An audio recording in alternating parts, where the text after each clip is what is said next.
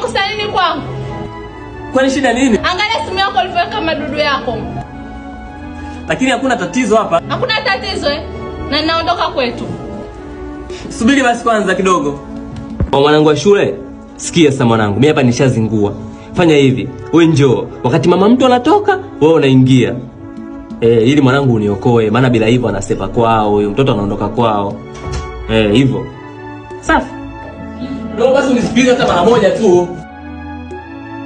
Sababu unaondoka wakati anaongeleka mpenzi wangu. Hebu niachwe mwanaume, naenda kwetu. Wewe umezidi sana umalaya. Sawa, nenda. Wewe nante. Wewe unaondoka, huyu ndo anaingia. Ha?